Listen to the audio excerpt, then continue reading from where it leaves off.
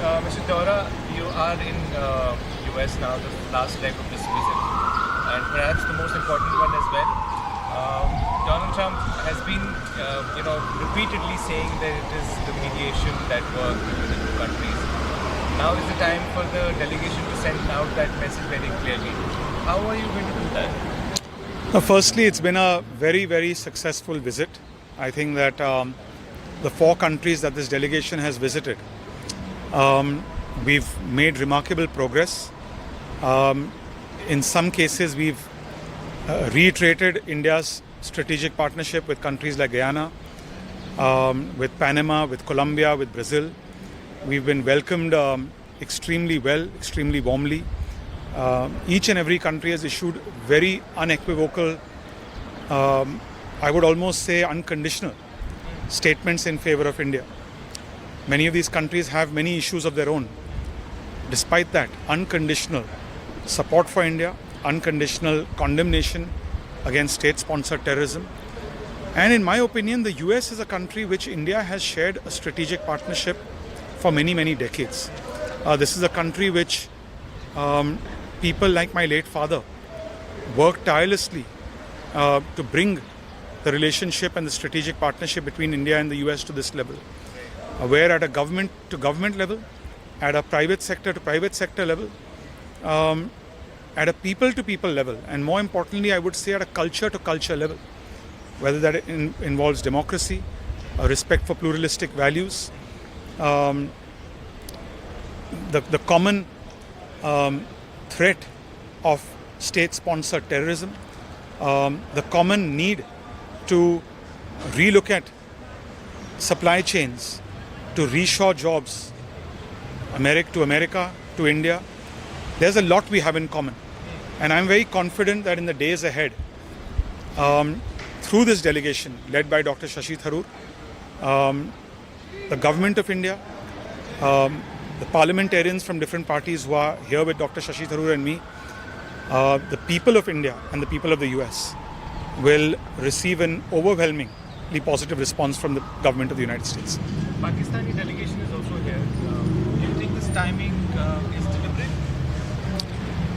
Well, they're obviously, look, firstly, Pakistan is, in my own experience and based on conversations I've been having with people in the last few weeks, even though I've been traveling with people in the United States, there's no doubt in anyone's mind in the United States that Pakistan is a banana republic, a failed state, a terror exporter, a country where the civilian government has no power. It's the army that controls the power. So I don't think that it matters to India that there's a Pakistani delegation trying to play copy and paste. We are here to put our point of view.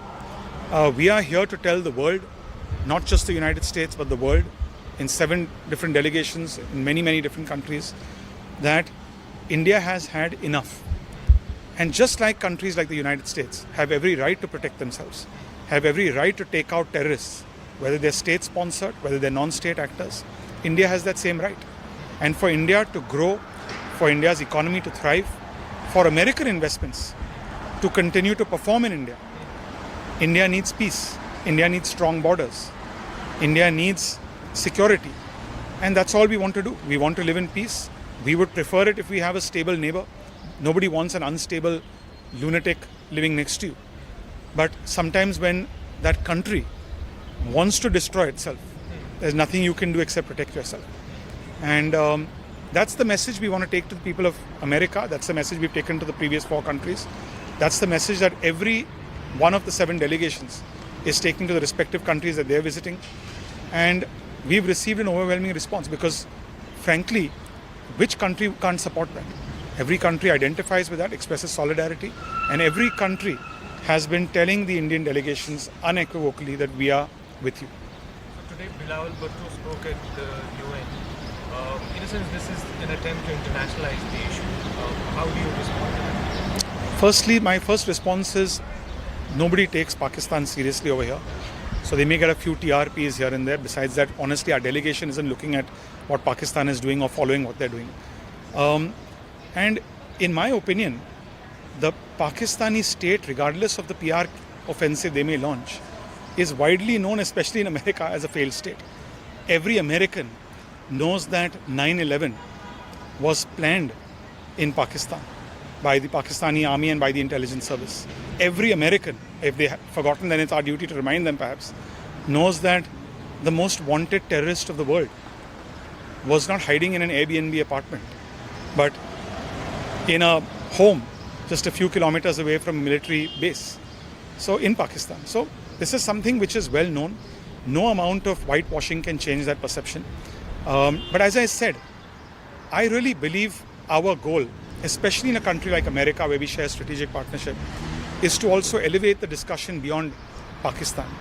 We have a lot going with the US company. If you look at the investments from America into India, in my own Mumbai, if I talk to people like Blackstone, you talk to companies like Brookfield, you talk to large public equity investors that are American based like BlackRock, they have billions of dollars of investments in India. A company like Blackstone has $50 billion already deployed in India, and they've committed to double that in the next few years.